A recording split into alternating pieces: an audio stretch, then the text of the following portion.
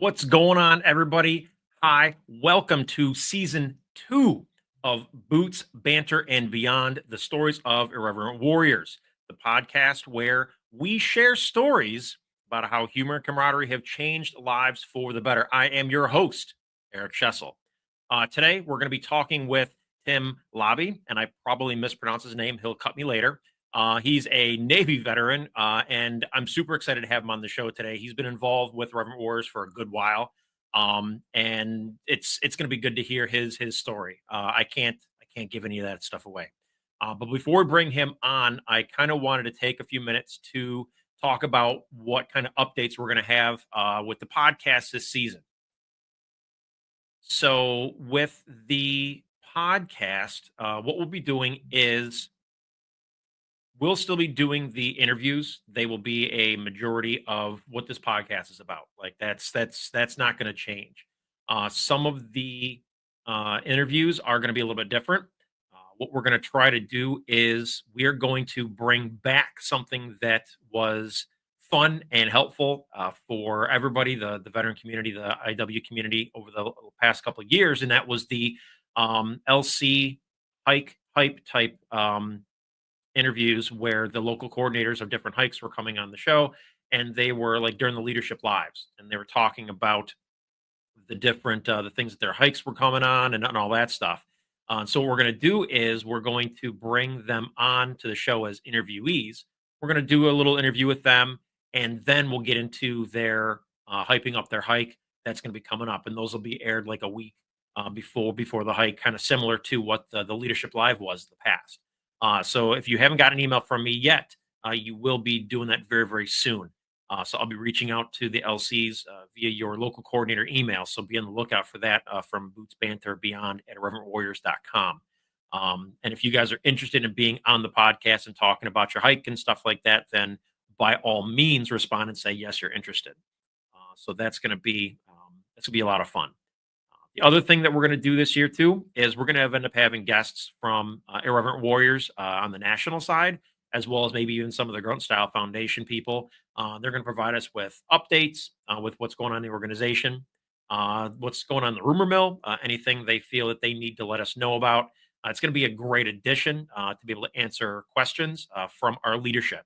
And when I know that they're going to be on, I will put a post out for questions that you guys might want to ask, or if you guys have heard rumors or things like that, so that they can kind of address some of those things. And I'll add them to a docket for them to kind of take a look at. So that's pretty much it as far as the updates and everything goes. So for right now, I think that's it on my end. So, but you guys aren't here for me. You guys are here for my guest, Tim. So I'm gonna bring him on right now. Let's go.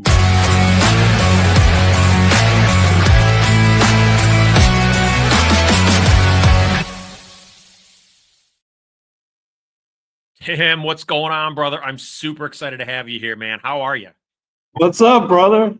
Eric, it's been a while, but dude, It's been great to years. see I you. think I saw you on my first mass hike, and then I haven't seen you since.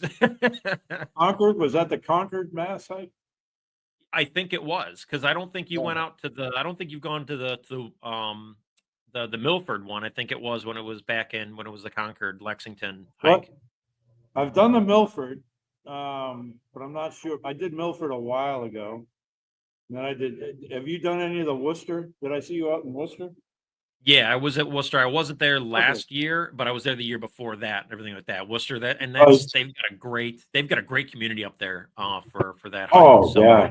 it's awesome. Yeah, that whole Boston area. I mean, that's where I grew up in Irreverent Warriors, is the Boston area. And, it's changed. Boston moved to Concord for 2 years and then out to Worcester and then the separate Milford hike.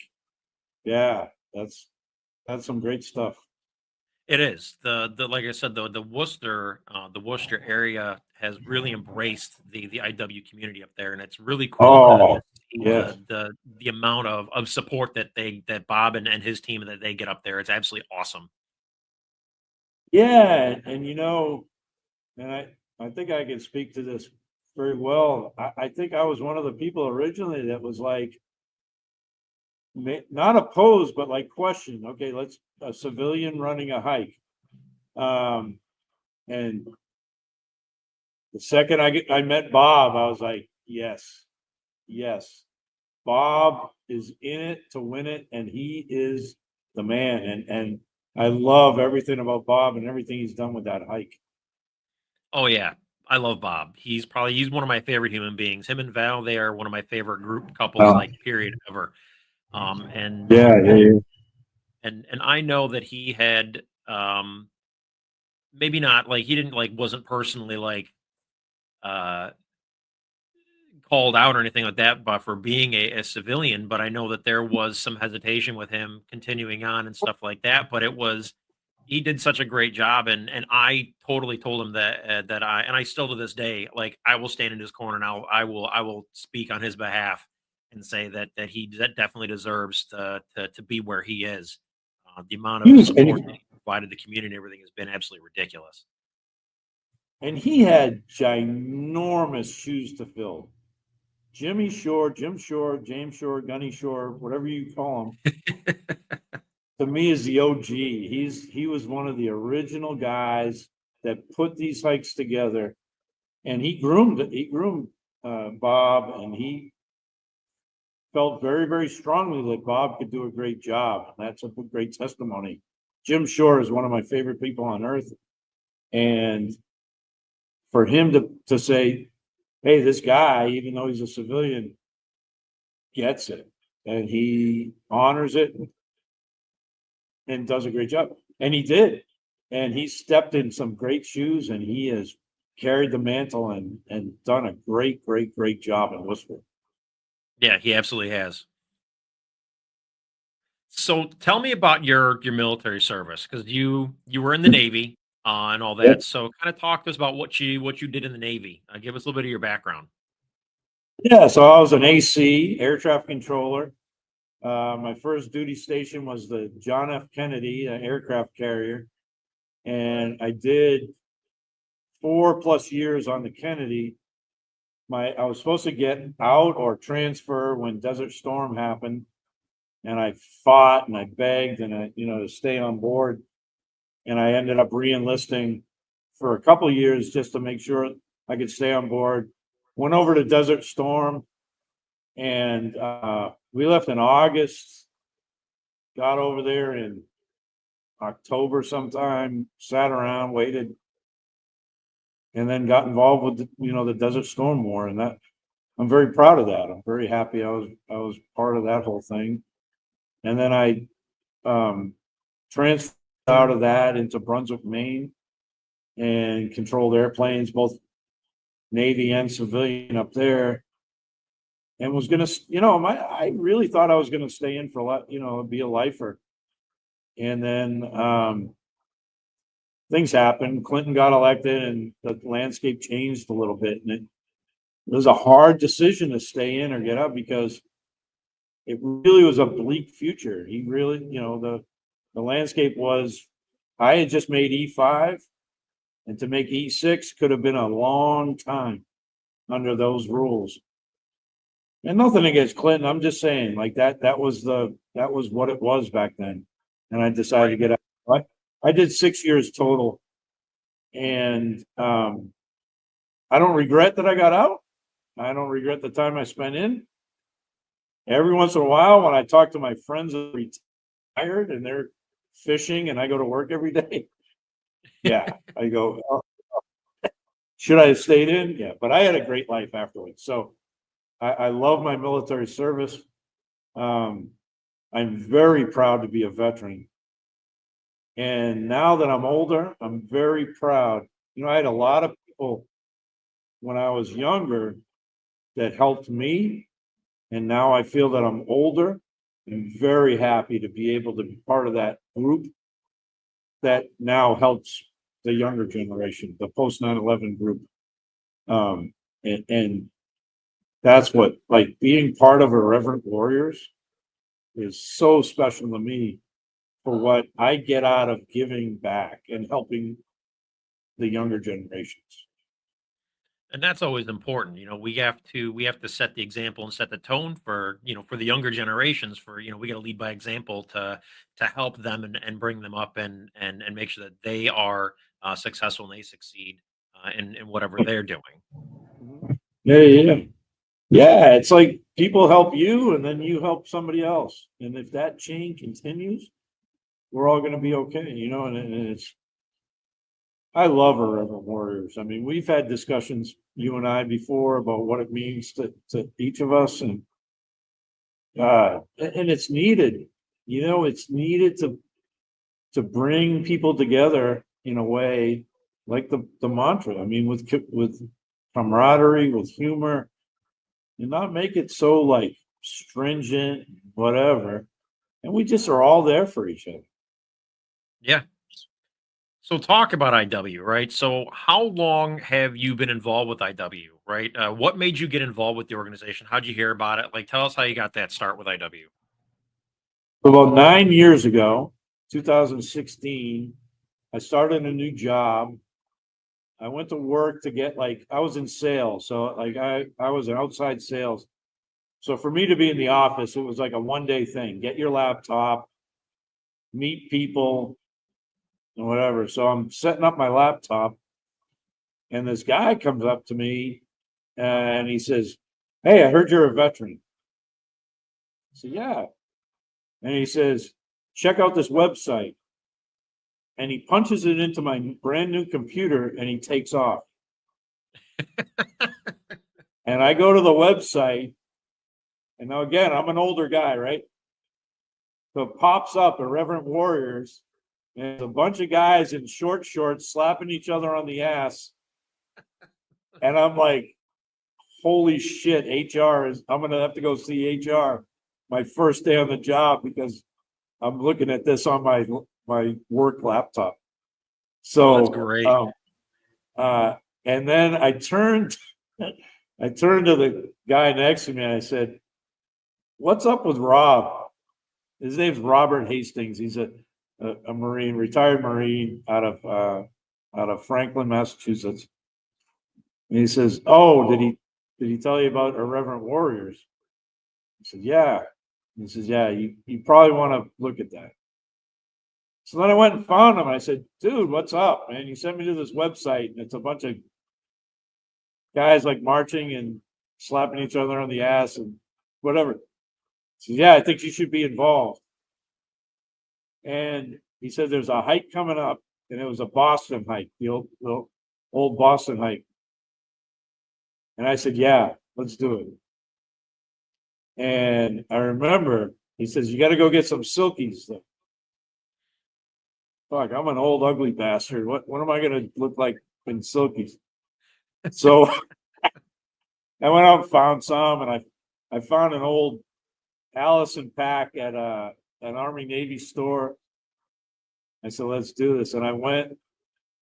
We met in South Boston on the beach, and oh my God, it's cliche to say, "Oh, that moment changed my life," but fuck, that moment changed my life. Like it to see the camaraderie, to see everybody that Rob knew everybody. And then to meet Jim, Gunny Shore, Yep. who was running it, and then to just be involved in it and to go through it and meet everybody and go through the craziness of it was so amazing. And then I was hooked. Like I was like, "When's the next one?" They're like, "Well, it's 5 months from now or 4 months," whatever it was. I was like, "Shit, there isn't one sooner." And I remember they did a thing with playing cards, and they handed out just playing cards, and you were supposed to go around and find the person with your exact, your same playing card. I'm still in touch with those guys today. This is Nice. almost 9 years ago, and I've made the best friends. I've made the most valuable friends through IW. I've seen miracles. Like I try to explain this to civilian people, and they don't get it. And I'm like, I've made I've seen miracles. I've made great friends, and I've seen how the IW really affects their lives. And I've done hikes all over the country. And the common theme is IW saved my life, or IW improved my life, or I helped somebody else improve their life.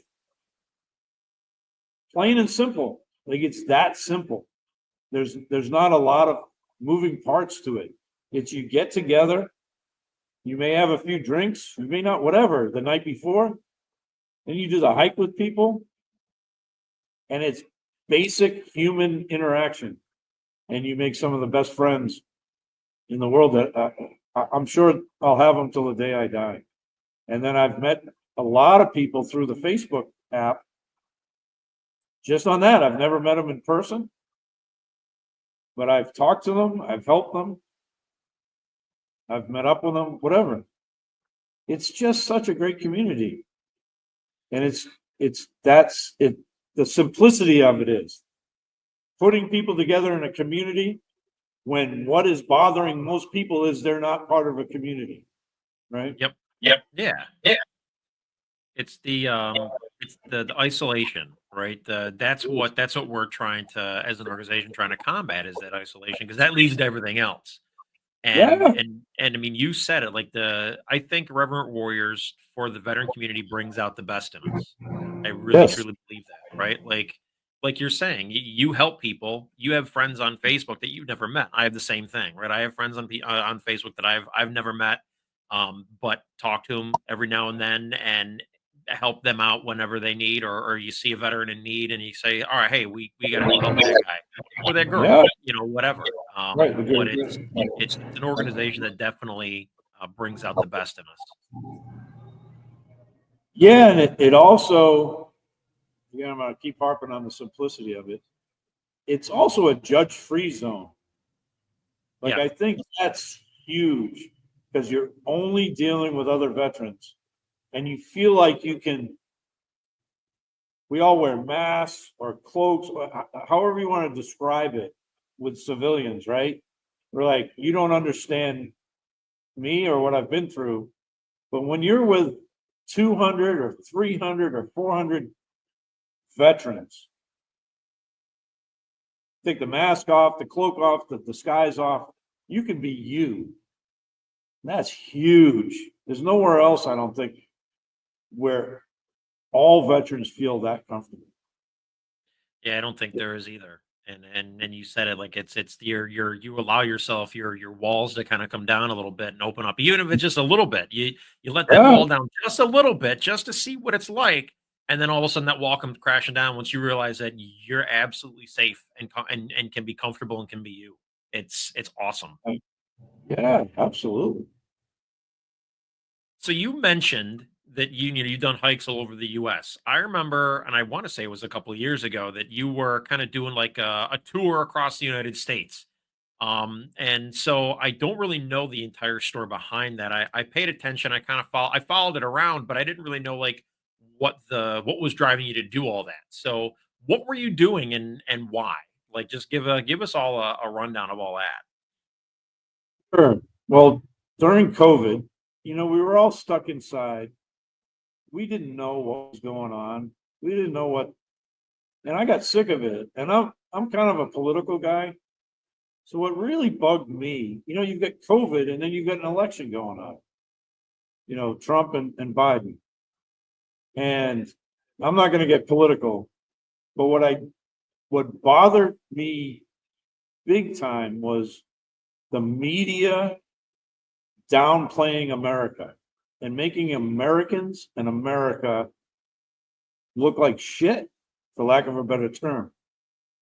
So I started thinking, okay, I always said, what is your little piece of the pie? What is your responsibility? And it came down to, I said, I'm going to buy a camper and I'm going to go out into America and find the America that I love, the America that I signed up to protect in the Navy. And I'm going to report that still exists in my small little social media world. And I figured that would be my thing. So I bought a camper. I left out of, Massachusetts, but I started in Maine. And I methodically, well, let me backtrack. I talked with Irreverent Warriors and worked out an agreement to allow me to put the Irreverent Warriors logo on all over my camper and on t-shirts and hoodies that I sold throughout the trip and raised money for Irreverent Warriors and spread in sales terms, brand awareness. And I took off and I planned out a methodical trip around the country to go to all 50 states. My goal was 365 breweries in 365 days and to meet every member of Irreverent Warriors that I could. And when I say that something like exceeded expectations, this,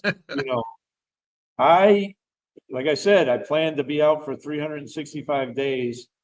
I ended up being out for 2.5 years. And I did I think 20 something hikes. I met people from Irreverent Warriors in all walks of life, in all different states.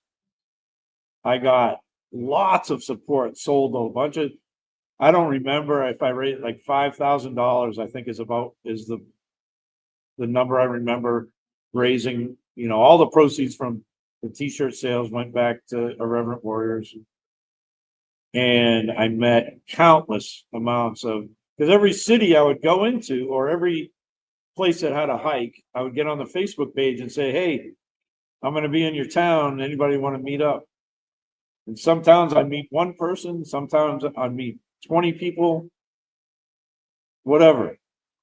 And I felt like I was carrying the banner. I was letting people know about Irreverent Warriors.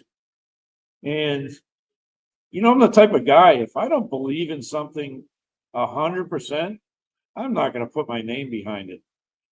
And I was so proud to get out there and spread the word throughout the country. So part of the stuff I did, like I said, I went to hikes and met people. I just talked to people on Facebook. And then I ended up, helping a bunch of people. I put myself in a good financial position to do this.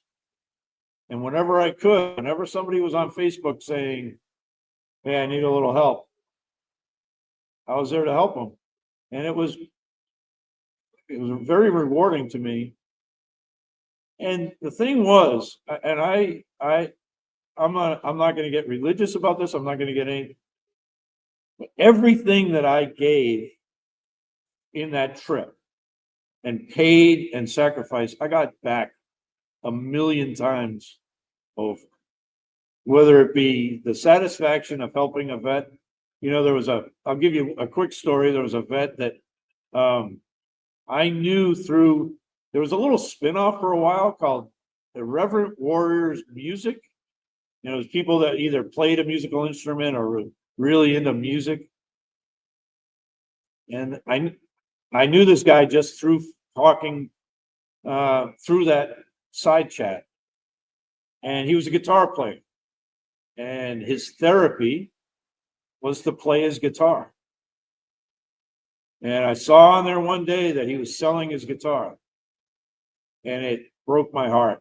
I'm like, this is this guy's therapy. Like, what's going on? Right. So I private messaged him. I said, what's going on? He says, well, I went to court and, my ex-wife did this and that. And so he says the judge ruled that if I don't get a better place to live, like an apartment that is more suited for my kids, that I can't see them. So I need a down payment in the first month. And so I'm selling my guitar. And I said, okay, I'll buy it. He says, you don't play guitar. I said, well, I'll learn. So he was asking a certain amount. I Venmoed him double the amount that he was asking because I knew he was a humble guy and was probably selling himself short.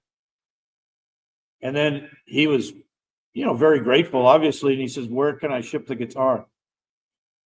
I was like, "Why don't you hold on to it and I'll pick it up when I make my way through there." And I think we're going on 2 years now since that. I never picked up. I have never had an intention to pick up that guitar. But every so often I sit there and I smile and I go, because he got his apartment and he sees his kids, but he was willing to sacrifice. What really got me was he was willing to sacrifice his own therapy for his kids. Yeah. And I said, I'm not going to let that happen because I know that path. I've seen that path. If you need therapy and that's your therapy, you need to keep with your therapy. So Absolutely. So I was very blessed to be able to do that. And there was multiple situations like that. And I feel that God or the universe or whatever you believe in, when you open your heart up to it, it will put those situations in your path. And there was probably a dozen of those situations throughout the trip where I was able to help out a veteran. And many of them now, I'm in touch with all of them, and they've strived. They've become very, very successful in different areas and in life. And I'm not saying any of this to brag. I'm saying it because I felt like I was given a mission, and I did the mission, and I was able to help a bunch of people. But it was really Irreverent Warriors and the whole mentality of it that put me in that mindset and was able to do those things. And I can tell you what, no matter what, I'll say it again, no matter what I gave and whatever I went through, I got back 10, millionfold. Just the happiness of being able to help fellow veterans. There's nothing like it. No. I know your story. I know how much you give to that, to the Connecticut hike, to the being in New England, all the things you do. You get it. Yeah. I haven't traveled the country though, and had the amount of impact that you've had. I gotta say that anybody that listens to that story is probably gonna be like, damn, like, because that's something that is so above and beyond that it's absolutely ridiculous. Like you took an entire year. Well, it turned into your plan was a year, but you Yeah. doubled that through what you're saying, and you just spent that time just basically touring the country and helping veterans. Like that's literally like Yeah. that is a very basic summarization of what you did, but you can No, but this, understand that the impact that you had by yourself in the veteran community is far above anything that anybody would ever even just imagine. And you need to understand how appreciative that is just from hearing the story. Like you should write a book, bro. Like seriously, like the short stuff, that's like a novel on your trip and stories about the lives that you've touched. Because I'm sure we could probably sit here for hours and you just dump all those stories on my lap, and I'd love to hear them. But it's you did that's out flipping standing. no, but it was phenomenal. There's a book in the making. There's a screenplay actually in the making of a fictional story that kind of mimics it. But and again, the whole motivation of that is to try to promote Irreverent Warriors. Right. So right now I live in Virginia. I work for a brewery, as you can see from behind me. I left doing that trip, and I found I'm a big beer guy. Like I said, when I went around the country, I went to 365 breweries. I found a brewery that's whole mission is to give back to veterans, and now I work for them. And we give back to groups like Heart of a Lion Foundation, Code Vets, Gold Star Mothers, Gold Star Families here in the Hampton Roads area. So like, I know for a fact the rest of my life is going to be spent. Some people have hobbies, some people have this and that. My kind of mission is any way I can help veterans with anything I can do. That's my goal. And the trip was crazy because like you said, I could spend hours talking about it, and I could spend days talking about it. So many crazy things, so many scary things, so many amazing things, like everything in between. But the key goal was to everybody. I think I gave out, I may be off, 2,000 of the Irreverent Warriors business cards. And you never know with those business cards what the ripple effect is, Right. you know? But the one story I want to share, and this is, if I could sum up the whole trip by a story Yeah. and how I was used. I am 100. I'm a very I wouldn't say religious, but I believe in God, and I believe that God moves us and puts us in places that we're needed. And I was in Milwaukee. I did the meet and greet for the Milwaukee hike on a Friday, and we got banged up. I'll tell you what, the drinks were flowing. Saturday, I do the hike. We have an after party. Now, I'm not a young guy, right? So these hikes usually take a lot out of me. Right. So Sunday morning, I had an agenda of places I wanted to see in Milwaukee. And I'm hurt. My legs are hurt. So like, but I'm so like, hikes, hikes energize. Hikes fill you full of like a lot of positive stuff. So I had this agenda, and one of the first thing was this Bloody Mary, a brunch place that was known for their Bloody Marys. They put whole chickens on top, things, whatever. And so I go there for brunch, and it was perfect. A good Bloody Mary kind of evened me out.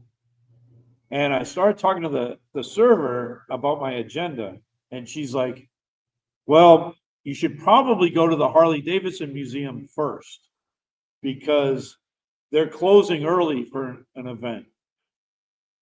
And I was like, okay. So I changed my whole agenda. I was going to go next to a brewery called Broken Bat Brewing. And instead, I went and did all this stuff, ended up at closing time at Broken Bat. And I'm hurting.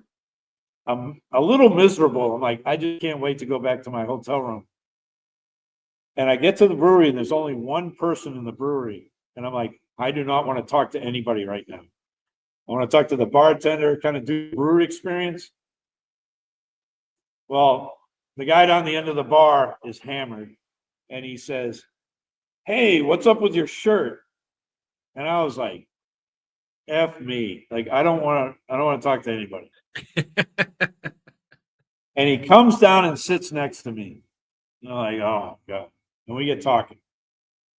And my T-shirts had Irreverent Warriors on the sleeve. Okay. He goes, "What's Irreverent Warriors?" And I explained it to him, and his whole demeanor changed. And he says, "Is it for all veterans?" And I'm like, "Yeah." And he starts bawling. And I'm like, "What's going on?" And he says, "What about veterans that are in a lot of trouble?" I was like, "Absolutely. Like, that's a yes." And he started telling me a story. And he says, "I'm on the run. I got in some trouble in another part of the country. I'm on the run. And I'm living in a veteran shelter." And that automatically red flag went up. And I said, "How do I know enough about veteran shelter. You can't get in if you're drunk." And this guy was hammered. And he looked me right in the eye. He says, "I don't plan on going back tonight. I plan on killing myself. I'm here to get drunk enough to kill myself." And I looked at him and said, "Well, you're not cliche, not under my watch. And he just hugged me, and this was right at closing time. The bartender said, "Listen, I'm going to go in back and finish up. You guys stay here as long as you want. I got to lock the door." But so I talked him through it, and it ends up where he was from. I knew some people. I ended up calling some people that I had met on the hike the day before, and two of them showed up at the brewery. And one of them said, "You can stay at my house tonight." The other one says, "I will drive you back to your hometown." And then I had a lawyer back in that hometown that I knew and said, "We'll get you through this." And it ends up, we did it. He went and stayed with this guy. The other guy drove him back. I don't know how many hours, but it was a significant amount of hours. And then my buddy met with him and brought him to turn himself in. And it ends up there was no charges. He had a girlfriend that called the police and said, "Hey, my boyfriend has PTSD. He's got anger issues and he owns guns and I'm scared." There was no crime. So he packed up all his stuff and ended up moving to another state with his sister. And he texted me once a week saying, "Dude, if I hadn't met you, I would have been dead." And again, I'm not telling this story to brag. I'm telling this story to say, if you open up your heart, man, God is going to come down and say, "Here you go. I'm going to put you in. I'm going to use you." And listen, the fact that this server was smart, like told me about Harley Davidson, there's 10 different things that had to happen for me to be in that brewery at 5:30 at night instead of noon. And then having the Irreverent Warriors, network. Yeah. To get that guy back and to get him a Irreverent Warrior lawyer, went to the police department. They said, "Yeah, we showed up at the address and there was no crime and there's nothing going on." But without that network, that doesn't happen.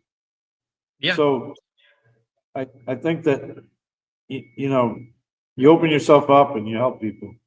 And I don't, all I did was listen and made a couple of phone calls. Like it's not but when I look back on the trip, if the only reason I went on that trip was to be in that brewery that night, I'm very fine with that. Right? Yeah. Yeah. That to me, I will take to my grave knowing that I was able to do that. And I still talk to him. Everyone, for a while it was every week, then you know how it goes. Then every month, and now it's holidays and different things, but I'm still in touch with him.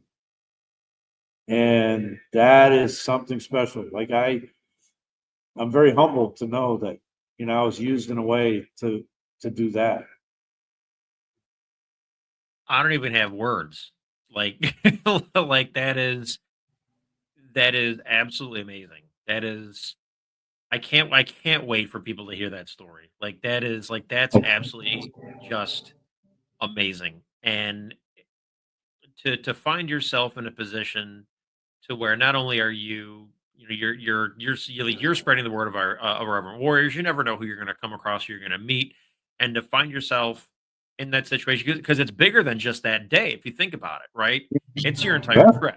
Like if you didn't go to Milwaukee and go to that Yeah. hike, you still it goes even beyond, right? Like it's so like at the end of the day, if that was the one life you saved for the entire trip, then that entire trip was worth it. Yeah, absolutely. Every dollar I spent, every weird situation, because I can sit here and tell you all the great times. I could tell you a lot of times I was scared shitless on that trip. Being alone out in the middle of nowhere and some of these mountain ranges and shit like that. So all worth it. Yeah. Even if nothing else happened, I could tell you what. I can tell you stories for days of some great, great, great stuff that happened to me on that trip. Even if none of that stuff happened, it would have all been worth it. we always talk about leave nobody behind, and you never know who your words are going to save, right? You never know Yeah. on a hike you never know on a hike who you're walking beside and what their pain is and what their struggles are and what a kind word could do. You never know. Like, I've talked to so many people on hikes that their stories are out of crazy, and I'm not an Iraq veteran. I'm not an Afghanistan veteran. I'm not somebody like, I was out on a ship. I didn't go through a lot of the things that people from those conflicts went through, and you never know. And like I said, I'm older now, so my whole attitude is I'm here for them. I'm here for everybody else. But I'll tell you what, without ever asking, a lot of people have been there for me. I could spend the next half an hour rattling off names, you included, of people that were there for me without you guys even knowing. You Yeah. know, I've gone to hikes where I've been like, I, I'm not feeling good. I'm not like in the right state of mind. And sometimes that's okay too. It's okay to say, Yeah. hey, I'm gonna be a taker this time. I'm gonna go to this hike and I'm gonna be I may lean on a couple shoulders this time. And that is perfectly okay, It is. The whole it's okay to not be okay mantra, that is often associated with the Reverend Warriors. Not as it's not like a direct Yes. slogan or anything, but I we don't always say know. that it's okay to not be okay. So if you're one of those people, like yourself included, that has always been a rock, or that shoulder, I mean, it's okay for you to be on the taking end of that, and that's Yeah. that's the tit for tat of that whole thing. Well, yeah. And I've been, like I said, it's been almost 9 years now that I've been doing hikes, and I can look back on, okay, this hike, I was there for other people. This hike, other people were there for me. We were on a hike in where the we were in Boston, but I don't think we were in Boston. Wherever it was, might have been Boston. And I got a call. It said, hey, your apartment's on fire. And I'm like, all right. And everybody's like, do you need to go home? I said, no, I need to be right here. I said, I'm not a fireman. I can't put my fucking apartment out. Let's finish this hike. And I finished the hike. And the guys that I went with, we went back. We figured shit out later. And that I had a lot of people to lean on, because you're sitting there going, my apartment is on fire right now. And you feel helpless because I knew I couldn't do anything. Right. And everybody was there for me. And in other instances, there were people on hikes that shared some stuff with me. I'm like, I'm glad I'm here for you. So it's definitely, the hikes are for everybody, man. It's very, very easy for me to go around and brag about Irreverent Warriors and tell people to get involved with Irreverent Warriors, because I'll keep going back to it. It's that simple. You're there with a whole group of people that fucking get you. They all have been through this, everybody, in one way or another, Yeah. and they're all there for you, or you're there for them. That's it. So what hikes are you going to be traveling to this year? So we got 2025, right? Oh, So the hikes that we got going on now. So what hikes are you planning on hitting this year? Or have you even well, decided what hikes you're going to hit this year? I haven't decided specifics, but I do owe a lot of people. So I was supposed to do Richmond and Washington D.C. in 2024, and I didn't. So those for sure I'm going to Okay. do. Virginia Beach, I'm very involved in, because we're doing a big combination thing with Grunt Style at the Patriotic Fest, which happens in Norfolk, Virginia, Yep. Memorial Day weekend. So definitely Virginia Beach Memorial Day weekend. And I really, really, really, really want to do Normandy. That's my high bucket list item to do the Normandy hike That would be a in lot of June. fun. Yeah, and that to me would be just so like life changing, like to see those battlefields and see those grave sites and to see that and encompass that in an IW hike. So that's a bucket list item. I may try to match up business with pleasure and do I'm opening up Puerto Rico for my brewery and maybe do the Puerto Rico hike. And add it, to a business thing. And who knows? And I think the best thing for me with hikes is a lot of them aren't planned. Hey, you're in this area, let's do a hike. Let's do this hike. This hike is coming up. Let's do this. I want to branch. I definitely want to keep doing different hikes. I did Boston, I think 4 times, and then Milford 3 times. Like, I'd rather do hikes that are all different. I want to fill up that backpack with luggage tags. Absolutely. So, all right. So, Armed Forces Brewing Company, right? So, Yeah. because I was stationed down at Langley, when Yep. I was in the Air Force from '99 to '06. So, so I'm very familiar. When you said Hampton Roads, I was like, that's my old stomping ground. So, where is Armed Forces Brewing Company? Norfolk, Virginia, right? Okay. Pretty, All right. So pretty you got close on to the other the side of the bridge. other side of the bridge, but we do sell our beer in Langley. We are in the Okay. Class 6 in Langley. We're in pretty much every military exchange there is. In fact, I just signed an agreement we just sent beer overseas to 5 Navy exchanges overseas. So, Nice. yeah. Is it up in can I if I was to get into the Navy, the sub base here at Groton, would I be able to get some? No, we're not in Connecticut yet, but we're making our way up there. Okay, all right. As long as you're I'll get working you on some, I'll get some sent to you. Don't worry. it. So one more question I got for you. Yep. What would you tell somebody who listens to the podcast, listen to this episode, and maybe they haven't heard about Irreverent Warriors, or maybe even they have, but they haven't yet pulled the trigger on coming out to one of our hikes yet or any of our events? What advice would you give them about the Silkies hikes themselves to Oh, get them to come out? it'll change your life. No doubt. You will meet people. You'll meet people from your walk of life. You'll meet people from other walks of life, but you have that camaraderie. I don't care what military you served in.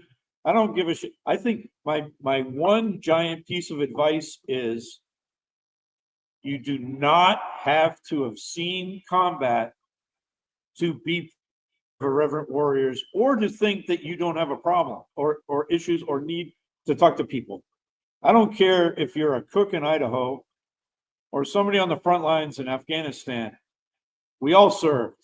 We all put on the uniform. We all raised our right hand, and we can all use each other. I think that's my biggest message is it's not a Irreverent Warriors for combat veterans, right? It's Irreverent Warriors for veterans. And I think that a lot of people stay at home or they don't feel worthy. Oh, I was just a this. I was just a this. I didn't go see war. Gives a shit, man. You're part of the brotherhood and sisterhood. You put on a uniform, and that's the only criteria there is. Come out, be part of the group, and don't feel any way, shape, or form about being the one that needs help or the one that is there to help. It's a whole, mixture of people, and everybody is needed. Everybody. And come and have a blast. Have a blast. Because these things are fun as hell. People get goofy. Get your freak on. Wear a tiara. Do whatever the fuck you want. And enjoy the camaraderie of people that put on the uniform with you. You're part of a great community of Americans that you can't match. Like, you be proud that you're part of this group of people that all raise their right hand to protect this great country we're in. and now come enjoy it with a bunch of other veterans. And again, I'll say it again. There's no requirements other than being a veteran. That's it. Come and have fun. It's a great organization. And the best part is you don't have to commit to shit. You pay $5 and go on a hike. You can quit halfway through if you, whatever. You don't have to commit. You don't have to say, oh, I'm going to give $200 a year for this, whatever it is. Come out and have fun, man. You will be shocked. I do not know anybody. And like I said, I've met a lot of people through this organization. I don't know anybody that came out and goes, oh, that sucked. That hike was terrible. I had the worst time of my life. There's none. I don't think there's anybody. Now, old guys like me wake up, Sunday morning and go, shit, that sucked. Physically. But right here in my heart, like the hikes are, I every day I wake up, I thank God for Cindy. I thank God, for all the people that put this together, right? That started this. To me, there was like different waves. Like it was the whole group with Donnie starting it. Then he kind of moved up. Then Cindy and everybody took over. And then now I think everybody's moved on. Now it's Grunt Styles involved.